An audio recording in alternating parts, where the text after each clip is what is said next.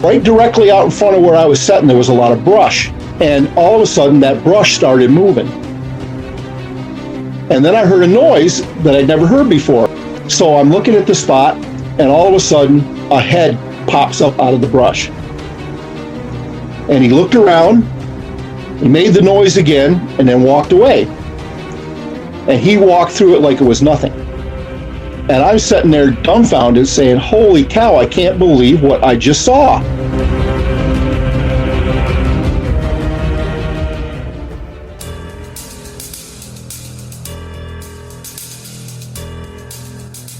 This is the Cryptic Creatures Podcast. I am Brian, and with me as always is my co-host Todd. What's going on, buddy? What's happening, man? How you doing today? Oh, man, it's beautiful just sitting here waiting for this damn snowstorm. We are supposed to get some snow.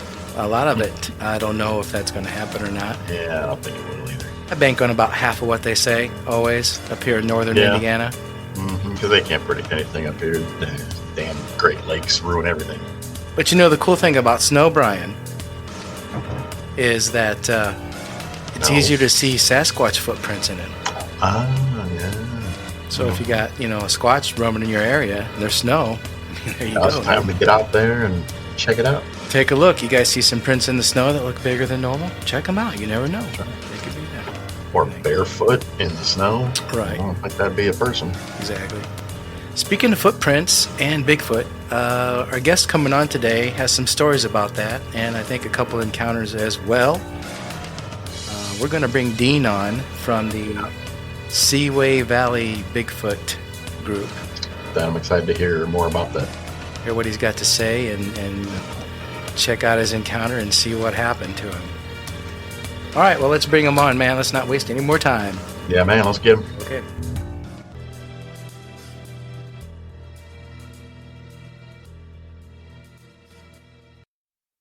Dean, how's it going, man? Pretty good. How are you? Good. Welcome to the show. Thanks for coming on. Oh, no problem at all. Yeah, it's good having you. Thank you. Dean, we got a hold of you. We were talking about people who had encounters, and you had mentioned that you'd had several, I believe.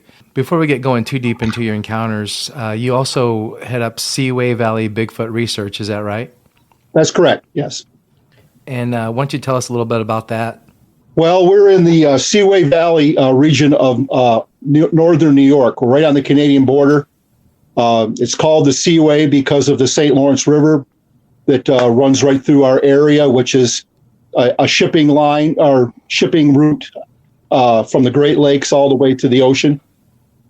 Big steamers go by carrying variety of goods and grain and ore and whatever else you could possibly think of. So that's why the region is called the Seaway. It's very, very rural country. A lot of people, when they hear New York, they think the cities and all that stuff, but there's an awful lot of woods and untamed land in New York State, especially in the northern part. We're just north of the Adirondack Mountains, right next to Fort Drum, which a lot of people have heard of. It's the home of the 10th Mountain Division, which is one of the most deployed divisions in the U.S. Army, and they use this place for their winter training grounds. We get the severe winters up here a lot of years. So about 15 years ago, I was asked by several people if I would be interested in starting a Bigfoot research group in this area. Sightings had increased up here quite a bit. And they knew that I knew quite a bit about Bigfoot. So they asked me to do it. And at that point, I'd already had a couple of sightings and some other encounters. So I volunteered to do it. We're mostly an online group. I have a few people that go out with me, but it's mostly just myself. But I do have a couple of other people that will go if I need them to. We've also established a couple of people in different areas that if a sighting comes up there and I'm not available, I can call them and they can go follow up. We get probably 1 or 2 reports a month from different people saying that they had an encounter or they found tracks or they had an actual sighting. So we try to follow up on them as much as we can. We try to weed out the ones that either were a mistaken identity or were just out and out wishful thinking. Or I don't think I've ever had anybody actually lie to me, but I think I've had a few people that were probably hoping that's what they saw, and they didn't. So you kind of have to get to the point where you can distinguish between the two, or what's going on with that. What was it, I guess, your encounter, obviously, that made you start the Seaway Valley Project? You want to talk about your first encounter, what happened, what you were doing, and tell us about that. Well, my first actual indication that there were Sasquatches in this area happened when I was in high school. My grandfather and I used to do a lot of hunting and trapping and fishing together. My grandfather was a great outdoorsman. I learned so much from him when he was around. Anyways, we were running a trap line on a creek, and there was one section of the creek he never wanted to go down into for some reason. And I questioned him about it a couple of times, but he never really gave me a straight answer. So to this day, I'm thinking that maybe he had an encounter of his own down in there. That's why he didn't want to go. After he retired from doing the trap line with me, I saw no reason to not put traps in that particular spot. And the first year that I'd actually done it, I went down in there one day and I saw that I had something in one of the traps that was still alive, which was unusual because we used the humane instant kill traps when we were trapping muskrats. But there was something definitely alive in this trap. So I went down to see what it was, and I had hooked a big snapping turtle by the back flipper.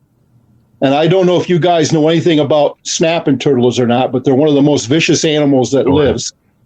I mean, they'll take a chunk out of you in split second. Mm-hmm. So I'm thinking, how am I going to get this turtle out of this trap without losing a finger? So finally I figured, well, I'll put a boat oar between me and its head, and I'll reach around behind it and try to get the trap off. So that worked. I got the trap off, and the turtle gave me the little turtle finger and went off into the creek. And so I went to reset the trap, and I looked over, and coming from the shore over to where the trap was a set of tracks. I mean, they were huge. And once the mud cleared out of the water a little bit, I could see that they were human-looking footprints. You could see the toes, everything.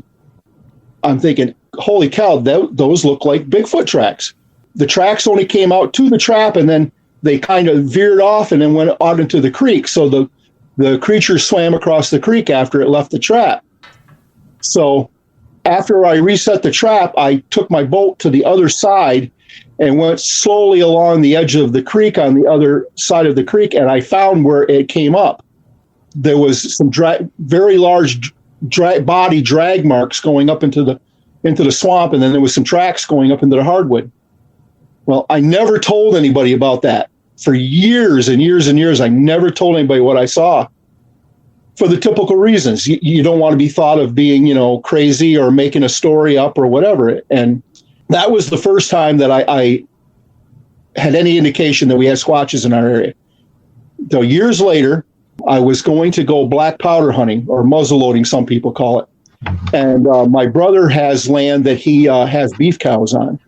And he moves them during the hunting season to a different pasture so they won't be in the woods, so they won't accidentally get shot or plus he hunts too, so he wants to be in there. So I stopped at his house to ask him if he moved the cows. And he had said, yeah, it was fine to go back there. He said, you might get a treat while you're back there today. And I said, oh, really, what's up? And he said, well, there was a big cow moose out in the field a couple of days ago. And we're just north enough of the Adirondack Mountains that seeing a moose is a rare thing. The moose usually don't come up our way that much. So I thought, well, that would be kind of cool to see a moose. So I went back, found a spot to set. I sat there most of the day, didn't see anything. And just about dusk, my stepfather went to feed the cows, and he has an old beat up pickup truck he hauls the food with. And when he starts it up, you can hear it for 20 miles. I don't think the thing's ever had a muffler on it. When he started that up, all the cows that were over in the other pasture all started mooing and bellowing and taking on because they knew they were going to get fed. Well, right directly out in front of where I was sitting, there was a lot of brush. There was a little clearing and then a lot of brush. And all of a sudden, that brush started moving. And I'm thinking to myself, holy cow, something's big over there. Maybe it's the moose. And then I heard a noise that I'd never heard before. And I'd never been around a live moose, so I didn't know what kind of noise they made. So all this time, I'm thinking moose. but it was like a grunty, frustrated kind of sound, like if a big barrel-chested man was upset about something and went, oh, but it was like 50 times louder than that. So I'm looking at the spot, and all of a sudden a head pops up out of the brush, and it was a squatch. And he looked around, he made the noise again, and then walked away. I mean, and that brush is not easy to walk through. And he walked through it like it was nothing. And I'm sitting there dumbfounded saying, holy cow, I can't believe what I just saw. And that was the first time that I saw one. After that, I started hearing things. I started hearing tree knocking. I once in a while would hear a whoop in the area back there. But that was the first time that I saw one. How far away from you were you from the creature, do you think? And did you get a good look at its face detail? Could you explain? Oh, yeah, I did. I was probably maybe guessing here. It was less than 100 yards, probably about 60, 70 yards away, maybe. I could see, the outline of his face. I mean, you couldn't see like small details, but you could see the face pretty good. You could see the eyes and the, and the nose and the mouth and everything, which were mostly not covered with hair. The hair kind of went around his face, big bushy eyebrows. And I brought one hand up to push some of the brush out of the way. And it didn't appear that there was much hair on the hand, but the rest of it was covered in a brownish black, fairly thick fur or hair, I guess would be more the way to say it. But I did get a very good look at it. Do you know how tall? You have an idea of the height of this thing, or was it kind of... I'm guessing it was probably every bit of 7 foot, maybe a little bit taller, because I know how tall that brush was. If I walked into the brush was a good 2 feet above my head, and I'm about 5'10" on a good day. Mm.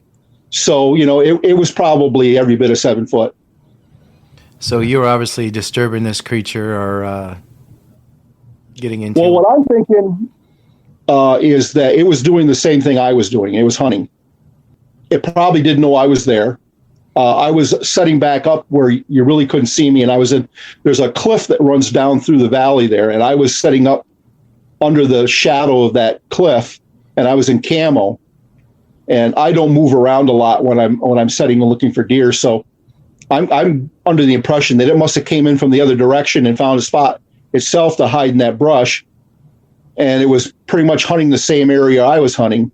And I think what disturbed it was the cows making all the noise, because it was right after that is when it made the noise, was right after the cows all started. I'm thinking that it was like, oh man, I'm not going to be able to sit here and hunt anymore. I got to move. And that's what I can't speak for what the Bigfoot was thinking, but I can surmise what maybe, was going through its mind. It was saying, damn humans, probably. Got to move again. Those stupid Littlefoot are making too much noise back here. So what did you do after that? What were you standing there in shock, basically, or? Yeah, pretty much for a little while. The next day, I used to play in a pool league, and I got talking to a couple of my friends that were also hunters, and I didn't come right out and tell them at first what happened, but I kind of, alluded to there was a big animal back there, and I wasn't sure what it was, kind of feeling them out to see what they would say. And my cousin, who was among the group, said, "Oh, you saw a Bigfoot, didn't you?" And I hadn't even said anything about a Bigfoot. And I looked at him and I go, yeah, I'm pretty sure I did. And he laughed and he said, "You're not the only one." And he wouldn't elaborate on it, but that's what he said. He goes, "You're not the only one." Wow. And his land bucks up against the backside of my brother's place. So and he's an avid hunter too. So I'm thinking he might have glimpsed one back on his land. But I tried several times to get him to talk about it, and he won't. So, how long do you think you got eyes on this thing? Just a few seconds, probably, I'm guessing? Yeah, it wasn't very long. But that was the first time I saw one. The second time, it was the same time of year, but several years later. And it was during black powder season. And I was setting evening watch, and a buck came out in the field. And I shot at it, but I wasn't sure if I hit it or not. It took off. I always want to make sure I missed them, or if I did hit them, I track them down. So I'm not one of those hunters that just shoots and walks away. So anyways, I went over to the spot where the buck was standing. I looked around. I couldn't find any blood, but that doesn't always mean anything because sometimes they won't bleed right away. So I followed the deer into the brush where it had gone, and I probably spent close to an hour looking, trying to find a blood trail. I followed it as far as I could find tracks. Never did find any blood, never did see the deer again. So I thought, well, sometimes they'll circle back. So he might come around and go back out into the field if he's hurt. So I kind of did the same thing. I took a long route back to the field, and there's a spot back there where it's a great big, huge flat rock. I mean, it's big, and it's mostly covered with moss and a little bit of grass. So I'm wearing rubber boots walking across that. So I'm not making hardly any noise. And plus I'm taking care not to make noise. So I got back to the hardwood, and I stepped into the hardwood, and I took probably about 5 or 6 steps, and I saw something out of the corner of my eye. And at first my brain said a stump, so I kept walking, and all of a sudden I thought to myself, I don't remember there being a stump over there. So I turned and looked, and what I thought I was looking at was another hunter in a ghillie suit sitting on the ground. And we'd had problems with people sneaking in there and hunting. It's private land. I own half of it. My brother-in-law owns the other half. And we try just to have family in there hunting. We don't open it up to anybody. It's posted, and, we try just to keep it in the family. So I knew it wasn't any of my nephews or my brother, because my brother would usually hunt on his own land during that time of the year. My nephews were all too young to be back there. So I'm thinking, well, is somebody snuck in here? So I kind of walked at an angle, getting closer to it without looking like I was getting close, doing it on purpose. I was looking the other way, looking up in the air, looking everywhere but at it. So finally, when I got probably about 40 yards away, I stopped, and I turned around and I looked at what I thought was another hunter, and I yelled at him, and I said, "Hey, buddy, what's up?" Well, then it stood up, and my heart went down into my lower regions of my body. It was not a person. It was, I believe, a juvenile squatch. It wasn't very tall. It was probably maybe 4 foot tall, maybe. So it must have been a young one. And he stood there for a few seconds just looking at me. And I saw him close. I was, like I said, 40 yards from her. And I could see his facial features. I could see his eyes blinking. And he just looked at me. He didn't act like he was scared. And he just casually turned around and walked away from me. Wow. And I was like, holy crap. I just said, "Hey, what's up, buddy," to a squatch. And he just walked away and was gone. Man. Well, I've had quite a few encounters with that guy since then. I think he's kind of interested in what I'm doing back there. I've seen him one other time out in the open. And I had 2 of my researchers with me when we saw him. So I had 2 witnesses there with me. But I caught glimpses of something brown, darting away. I was back there cutting wood the fall after this. Several times, like I said, I thought I saw brown move. And I knew it wasn't a deer, because the deer aren't going to come around when you're running a chainsaw.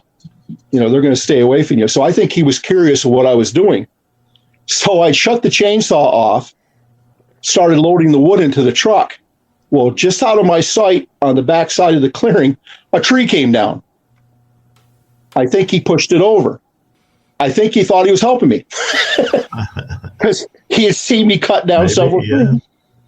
And I think he thought, I'll just push this tree over for the Littlefoot. And because, that tree would have just randomly fell like that while I was there, Right. He's probably like, "Here, you don't need to use that chainsaw. I'll just knock him over for you. Just shut that thing off."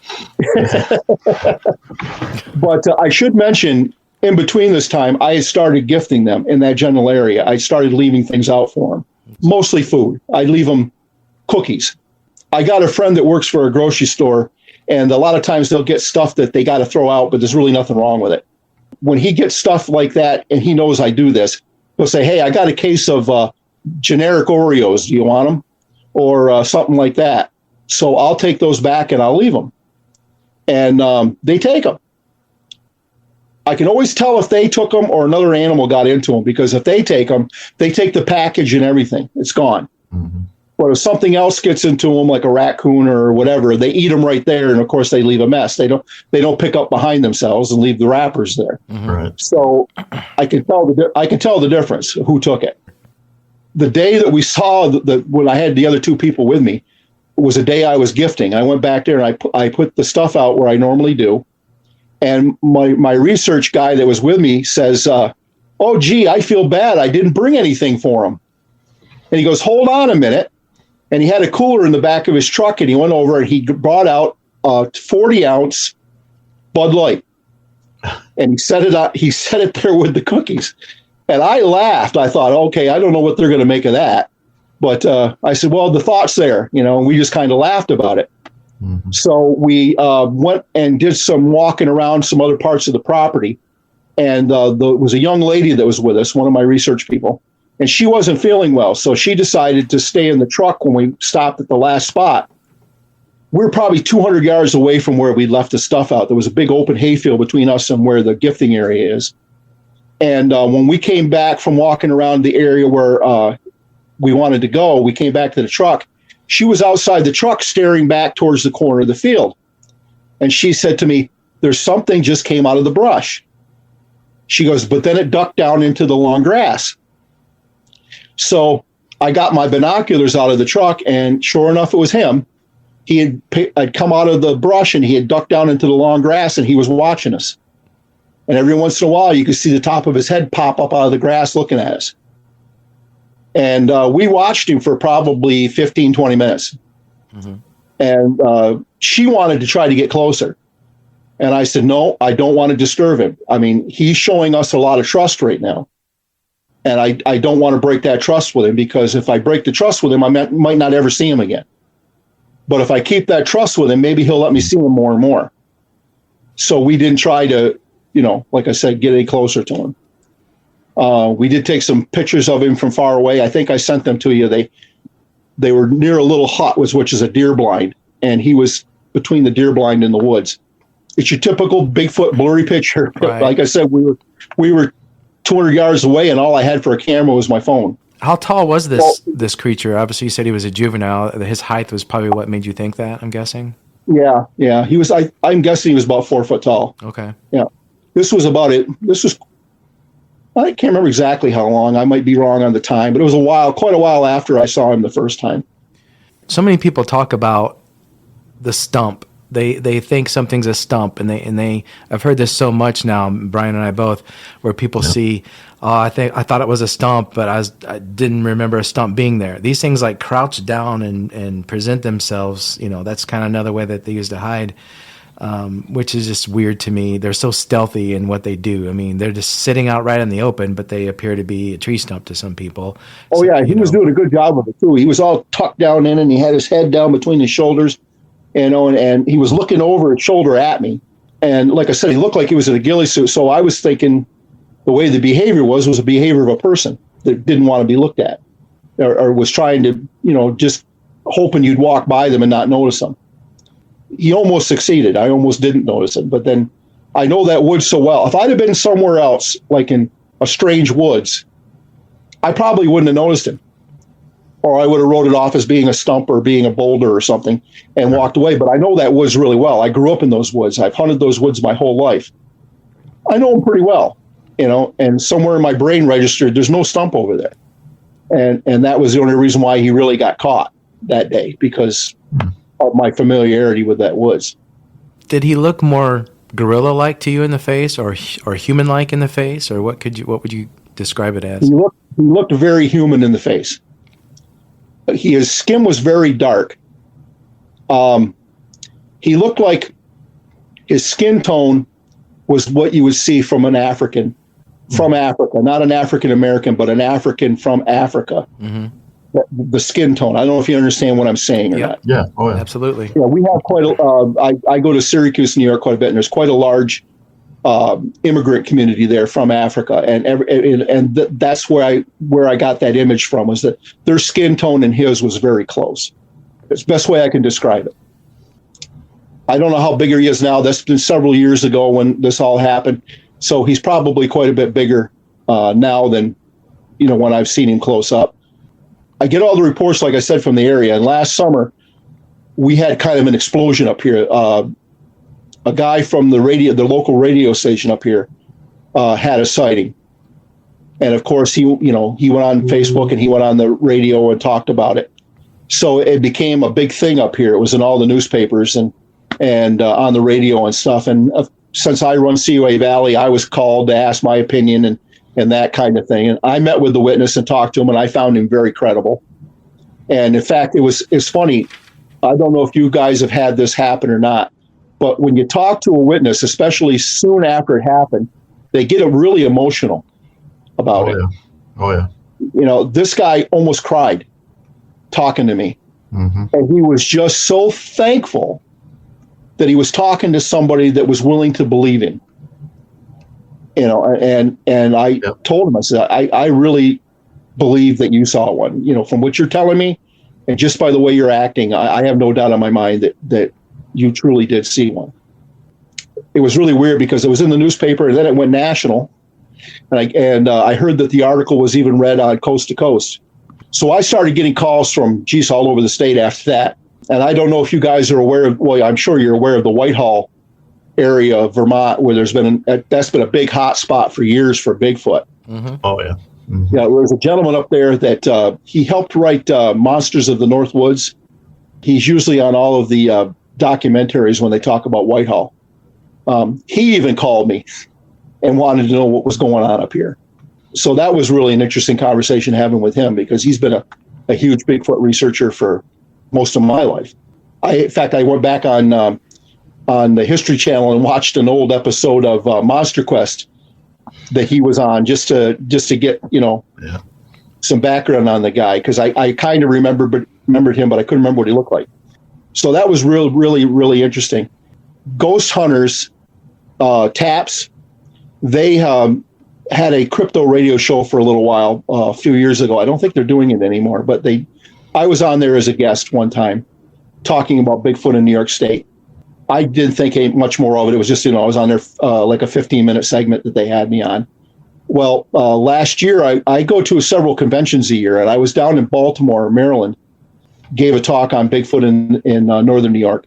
The next day, I was just walking around the convention floor, and these three young ladies came up to me, and they asked me if I was, from Seaway Valley, and I said I was. And they said, well, we didn't get a chance to get to your panel yesterday, but we'd like to talk to you. I'm like, sure, go ahead. Well, they're from Bath, New York, which is down by the Finger Lakes. And very, very nice area. A lot of unexplored woods down there, and tons of state land, and just really squatchy area. Mm-hmm. And they had told me that ghost hunters had been up there doing a segment on a haunted cemetery that's just down the road from their farm. And in fact, they went with them to show them where the cemetery was and to help them out. Well, while they were there, one of the guys walked out into the cornfield that had just been recently cut and found Bigfoot tracks in the cornfield. And the guy from TAPS told her, well, I know a guy in New York State you should talk to, and gave them my name. And I didn't even know that he even remembered me, because, like I said, I only talked to him for a few minutes. I ended up taking 2 trips down there, and we had real good results. We didn't have any sightings, but we got, when we did the calls, we got callbacks. We heard wood knocking. One of the young ladies that went with us got the bejeepers scared out of her, because one kind of came right up close and hit a tree not too far from her. Mm. And her and I kind of had a Scooby-Doo moment. That'll do it. She come running and tried to climb right up on my back. Talking about tracks, when you first saw that first Bigfoot and his head pop up, did you immediately associate that with the tracks you saw as a teenager when you were dealing with the turtle by the river there? Not at first. I thought about it later. I mean, there was enough time had happened between those two events that it might have been a different Bigfoot. I don't know what their lifespan is, but the tracks I found were probably in 1980 or 81, somewhere around in there. I graduated from high school in 82, and I know it was before I graduated, because my senior year I didn't run the trap line. I had too much other stuff going on, and girls and everything else you're concerned about when you're 18 years old, and and you're just starting out your life. So I didn't have time for a whole lot of that. But so I know it was in that area, 80, 81, somewhere in that area when I saw those tracks. And this happened mid 90s. Okay. So it was quite a span of time in between them. Mm-hmm. May have been the same Bigfoot, may have been a different one. I'm assuming that I got at least 4 in the area from the different size tracks that I found over the years. There's some real big ones. There's some medium-sized ones. There were some smaller ones, which I associated with the juvenile. And then this past year, we found some real small ones. I'm guessing maybe they had another child within the last year or two. What other things have you run into dealing with these guys out there where you're at? Any other encounters? Well, after I saw the juvenile, about a week later, I had gone back there to go hunting again. It was during regular rifle season. It was pouring rain. I'm kind of a wimp. I don't like being wet. So I backed my truck into a spot where I usually park it, and I was just sitting in the truck watching the field, which is not technically legal, but I was on my own land, and I wasn't planning on shooting anything from my truck. I was just sitting there keeping dry, basically. About 200 or 300 yards right out in front of me, there was a little gap in the trees. There had been a big tree there, and I cut it down the year before for firewood. It was an old dead tree. And so it left a little gap in the fence line there. Either Big Mama or Big Papa stepped into that gap and looked right at my truck. It was only for a few seconds. Stood there and looked at me, then kind of played peekaboo around the tree a couple of times. I think it was trying to figure out whether there was somebody with the truck or the truck was just there. Mm-hmm. And then it did the peekaboo thing one more time and then was gone. I didn't see it again. I thought about later, was that a mistake it made, or was it on purpose? Was it letting me know, hey, I'm here and I'm the big cheese kind of thing? So I don't know. It could have been a reward to me because I was that close to its kid and didn't hurt it. Kind of like, okay, you're a good little foot. We're going to leave you alone, or that kind of thing. So I'm not sure what its intentions were that day. I'm sure that they don't do much without intention. They're very intelligent. This is a good story I want to tell you. The year after I'm not telling you things in chronological order, so don't hold me to it. Nope. I was back there during regular season hunting, and I spent a lot of time in the woods that particular year. I'm a home health aide. That's what I do for a living. And my schedule varies. Sometimes I'm working till late, and sometimes I get off fairly early in the afternoon. Well, this particular year, most of my clients were early in the morning, so I was getting done work about 2 o'clock in the afternoon most days. So what I had been doing was I've been going right from work right to the woods, and I'd spent quite a bit of time in the woods that fall. And there was these 3 deer, and I kind of referred to them as the 3 Stooges because they were always together, and they always came out in the field at the same time, and they always stayed together. And you could almost set your clock by them. That's how, consistent these 3 deer were. So I was up in the tree stand, and I'm watching the field, and out come the 3 Stooges, and they're out there in the field walking around. And all of a sudden, the older of the 3 alerted, and she had her ears up, and she was pawing the ground, and she was blowing, which is a sound deer make to warn other deer that something's not right. And she kept staring in the same spot. So I started looking where she was looking, thinking maybe there's a buck over there, or possibly another hunter coming down the other side. So I'm watching the same spot she is. And all of a sudden, she just took off. They just boogied. They were gone. Well, as soon as they took off from the spot where she was watching, came a very aggressive howl. And I don't know if either of you two have ever heard one or not, but it is the weirdest, creepiest sound that you will ever hear in your whole life. I mean, the air just vibrates when one of them does that. And he was upset about something, and he was just going off. I'm in the tree stand, just frozen, not knowing really what to do. Now, in hindsight, I should have grabbed my phone and brought it out and tried to record it. But you don't always think of that when the event is happening. You look back what I should have did, and you second guess yourself, I guess. But anyways, he did it. And it seemed like it went on forever, this howl. and then it stopped. And as soon as it stopped, probably every coyote for 20 miles started howling. And then he did it again. And it was just like somebody had turned the volume off on the world. All the coyotes stopped howling. There was just dead silence. I can compare it to the old Happy Days episode where Fonzie goes camping. And he's laying there in his sleeping bag, trying to sleep, and the raccoons and the owls and everything else are making noise. And he just sets up in his sleeping bag and he goes, "Cool it!" And everything quit.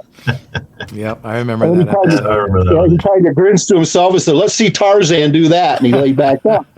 Well, that's the only thing I can compare it to, that you would get the idea of what I'm saying. It was just dead silence. And discretion being the better part of valor, I got down out of the tree stand and went home. Don't blame me. Good idea. Probably the best thing to do because he was mad. Yep. And believe me, I had quite a long walk back to where I parked my truck, and my eyes were mostly behind me all the way back to my truck. Yeah. I mean, I was carrying a 30-06, but I don't know. That probably would have just pissed him off if I'd have shot him with it, probably. But I was expecting at any moment to see him come charging out of that brush. I really was, because that's how scared he made me. And I've been hunting since I was in my early teens. As before, I actually hunted before it was even legal for me to hunt. I went back with my grandfather. I didn't carry a weapon, but I went with him. But ever since I've been, old enough to hunt and old enough to carry my own gun, I've been in the woods.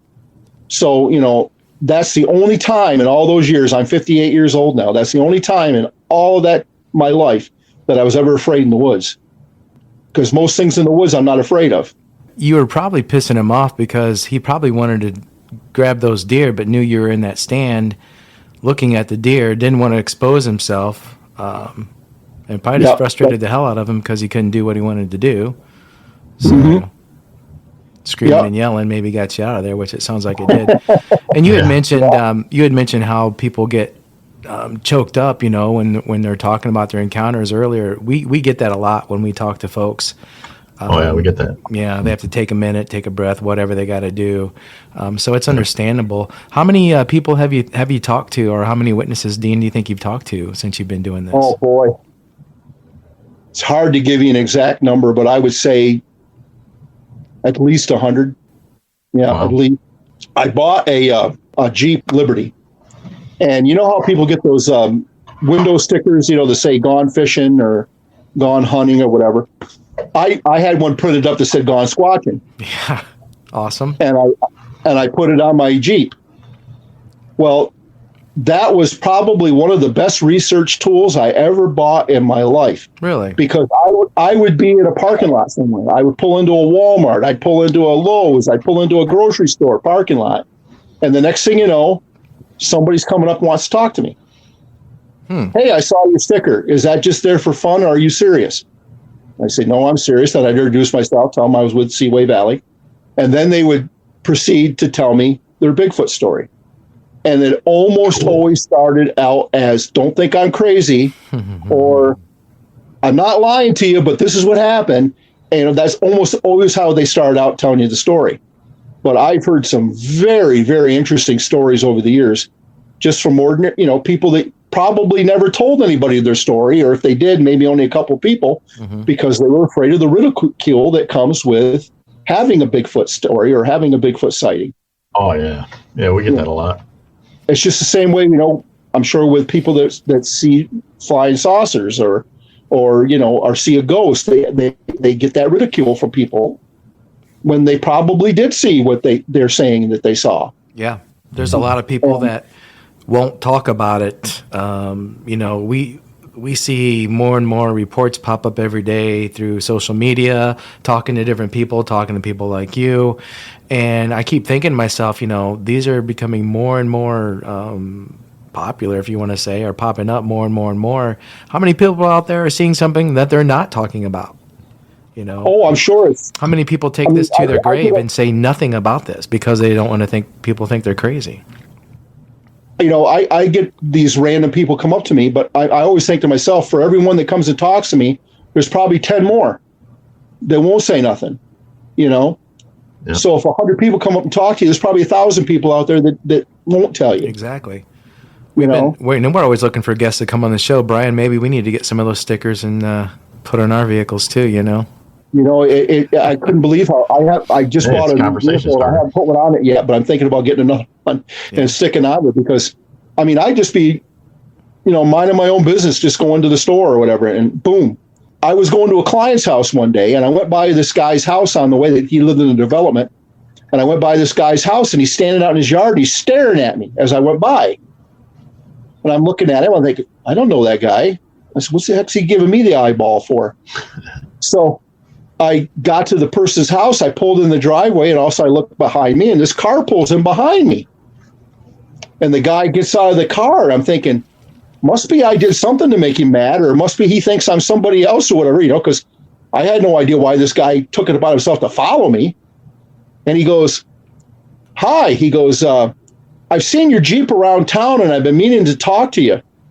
He says, do you believe in Bigfoot? And I'm like, well, yeah, I do. I run a research organization. He goes, well, don't think I'm crazy, but, and then he starts telling me a Bigfoot story.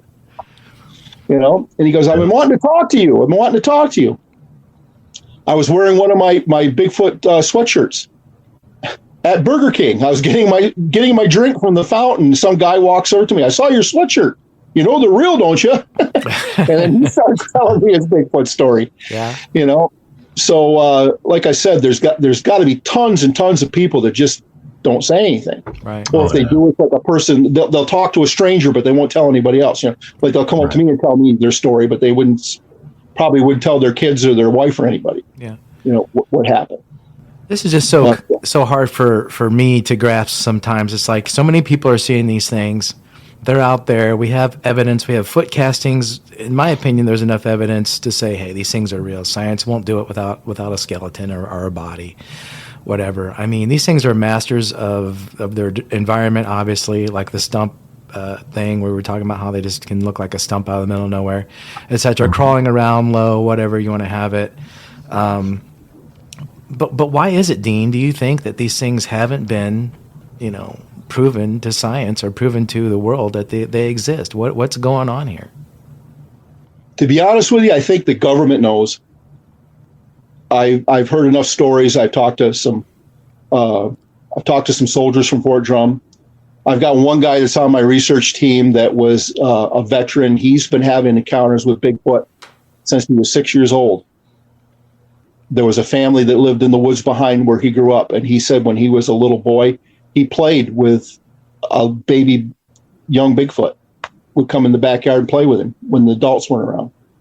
And his parents always thought he had an imaginary friend. But he goes, nope, she was real. It was a little girl Bigfoot, and he said he used to play with her. He told me her name was Luna. And he says he doesn't know how he knows her name was Luna, but her name was Luna. And that's what he always called her. And he said she would steal his toys out of his backyard, and his mother would yell at him, what did he do with his toys? And he'd always just say to her, oh, Luna must have borrowed them. And she'd go, yeah, right. That's where the imaginary friend came in. She thought he was blaming stuff on his imaginary friend so he wouldn't get in trouble. He said, but she'd bring them back, or I'd have to go out in the woods and get them, but she always left them in the same spot so I could find them. And he told me to this day, sometimes when he goes home, he sees her. Oh, wow. He's grown up now, but she'll come to the edge of the woods and wave to him or let him know she's there.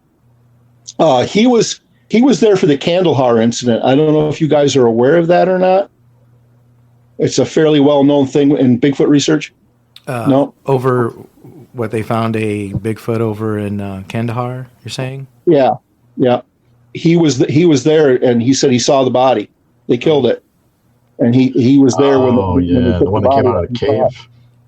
Yeah, they thought it was Al Qaeda were in this cave, and they sent a couple of different squads in, and some of the soldiers got killed. Mm-hmm. And they finally shot it. Well, he said it was huge. He says, and they came in, bagged it, and took it out, and told everybody you didn't see nothing. The U.S. government did this, supposedly. Yeah. I have one guy. He's not on my research team, but he's kind of an independent Bigfoot researcher in the area. And him and I compare notes every once in a while. And he is an ex-correctional officer.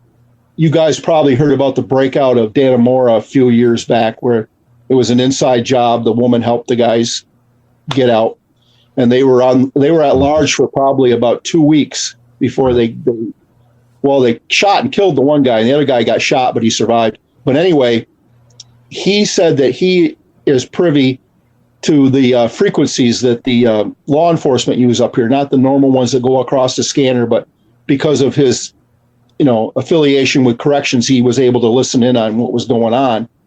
And he said that he recognized this one guy's voice. It was a friend of his that he knew from the time he was a corrections officer, who was out in the woods looking for them, came on the radio and said, "I need backup here right now. I've got 2 subjects coming towards me, and they're not responding to commands." And he said there was silence for a little while, and then the next time he came on, he was very frantic, yelling, "They're coming right at us. They're not responding to commands." And he heard gunfire. And he says, then a voice came on and said, "Everybody on the radio, shut up." So he said he saw him later, and he said, "What was going on?" It wasn't the guys, because they weren't caught till like a week later. And he says, "Well, I'll tell you this." He says, "Because I know that you were into this." He goes, "We killed 2 Bigfoot. We thought they were the guys, and we shot them." And he goes, "What happened?" He goes, "Helicopter from Fort Drum came in and took them away." I can't corroborate any of this stuff. This was just the story that was told me. Yeah. Right. And I trust the guy. I've never really caught him in any lies with me. That's an awful lot to try and make up. Why would you make it up anyway and risk getting yourself in trouble? Or, even if you're in the military, that kind of thing, why would you make something like that up? You're going to be big shit if you get caught doing that. Either way. I was at a pizza restaurant in Watertown, New York. This was several years ago. And there was a group of Fort Drum soldiers in there having their dinner. And I was sitting a couple of booths away from them. And I, once again, had a Bigfoot sweatshirt on. And the one guy said something to me about my sweatshirt. "Oh, I like your sweatshirt. That's pretty cool," or something like that. And I was like, "Oh, thanks." So him and I got chit-chatting back and forth, and we were talking about Bigfoot. And there was this young guy sitting there, and he was kind of listening, not saying nothing. And he goes, "Oh, that's a bunch of bullshit," finally, he says. And the other soldiers at the table just looked at him, and they go, "Wait till you're at the post a little longer." And I looked out and go, "Really?" He goes, "Oh, yeah." He goes, we see them quite often. He goes, "But we're not allowed to say much." He goes, "But we see them." I mean, Fort Drum is huge, and it's mostly woods. There's the air base where they land everything, and there's the training grounds, but most of it's surrounded by acres and acres and acres of just raw wilderness.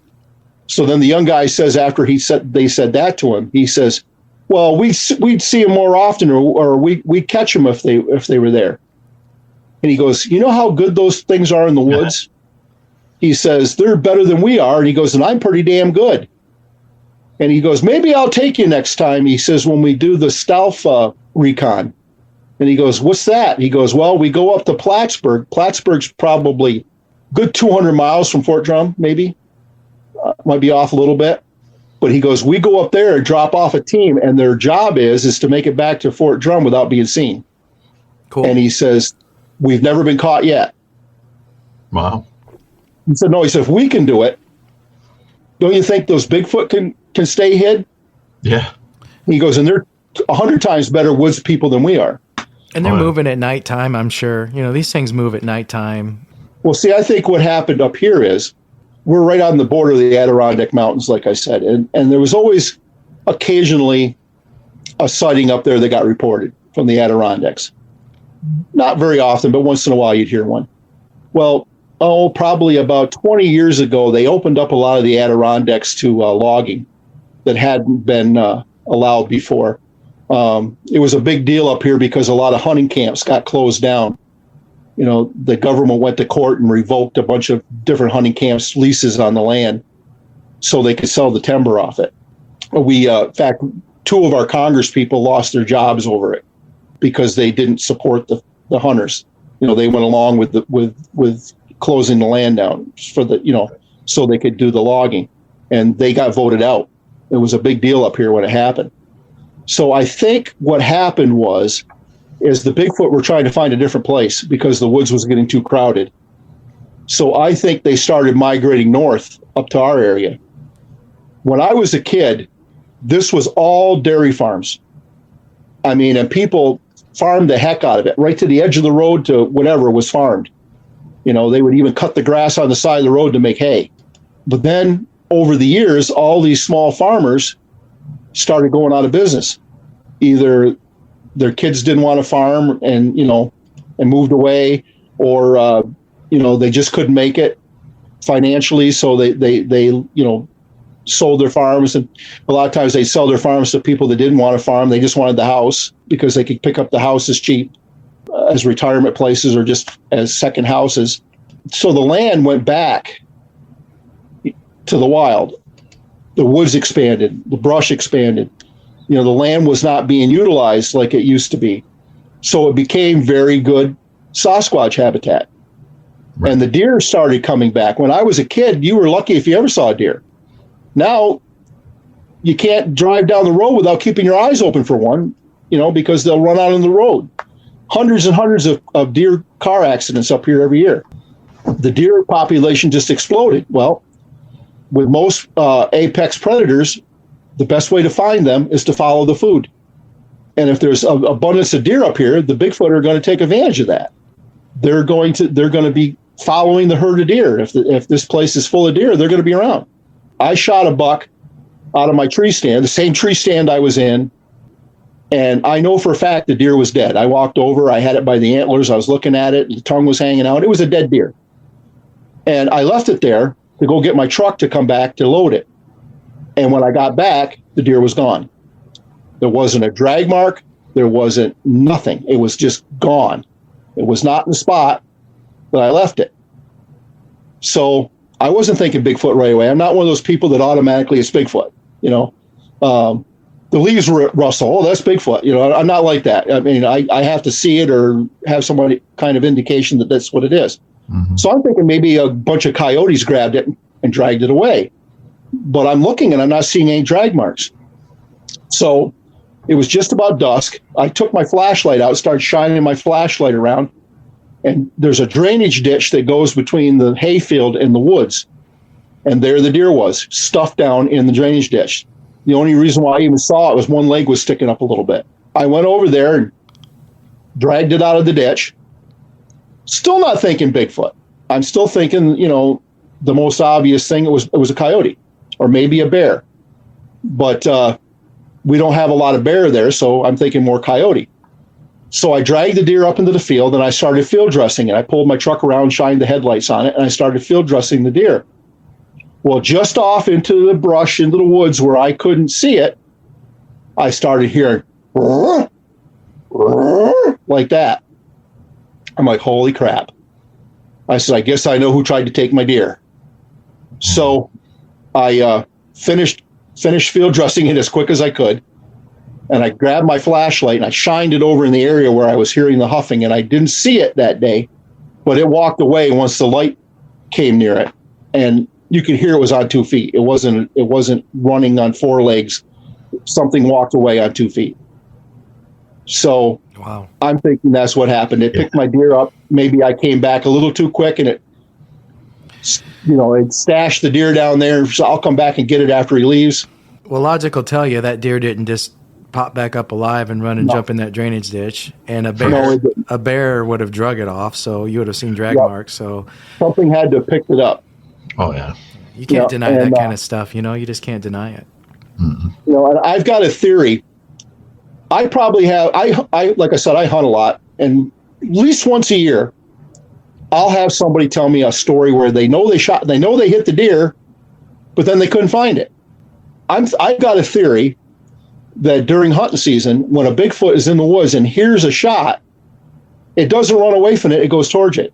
And it's hoping it can get to the deer before the hunter does, because it's an easy meal for them. They don't have to chase it down. They don't have to they don't have to kill it. If they find a deer, it's wounded, or they find one that's already dead, they'll just pick it up and walk away with it. And that's why these people are saying, I know I hit it dead square. You know, it couldn't have gone very far, but when I got there, it wasn't there. I couldn't find it.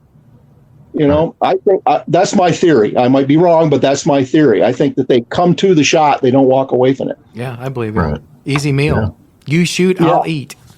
Right? Yep. Yeah, pretty much. One guy told me that actually he was one of the guys that, you know, don't think I'm crazy, but he said he shot a deer, gutted it, put it in the back of his truck, walked about 50 yards away from his truck to take a dump.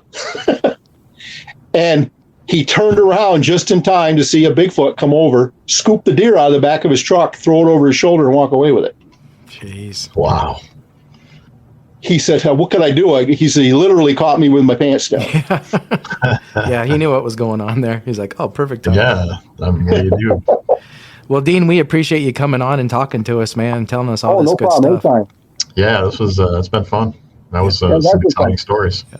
Yep. If you have any witnesses out there you've spoken to that maybe you want to pass along to get on our show, we'd love to hear their stories too. So feel free to let I'll talk to Adam. Sure. Adam, maybe Adam's. Another show too asked me, and I don't know whatever happened. I haven't talked to Adam for a few months, but I'll ask Adam about it. He's the fellow that I was telling you about that had the little girl Bigfoot as a friend. Yeah, maybe I'd love to talk to that guy. I'd love to talk to that guy. Are you kidding me? We'd love to get him on. I'll ask him. I haven't seen him lately, but I'll ask him and see. Yeah, we'd appreciate that big time. Yeah, that'd be great. Yeah, we'd owe you for that one. He's a real nice gentleman. Very nice gentleman. Awesome. So one more time for all the listeners, how can they get a hold of you and your organization there again?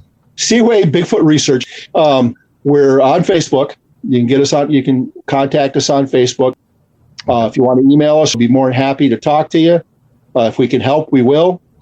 You know, we're always interested in hearing what's going on out there, and we want to hear the stories. We really do, and we love talking to other witnesses. Well, if you see something else out there, be sure to get a hold of us, and maybe we can talk again about some of this good stuff you got. Oh, I got a ton more stories. Right. We'll definitely get in touch then for sure. We'll definitely talk to you again. Okay, I appreciate it. All right, you take care, Dean. All right, Dean, thanks. See you, buddy. Thank you, gentlemen. Bye-bye. Very interesting stuff from Dean there, and some cool encounters and stories going on. Yeah, those are cool. Especially that one about the guy playing with it when he was a kid.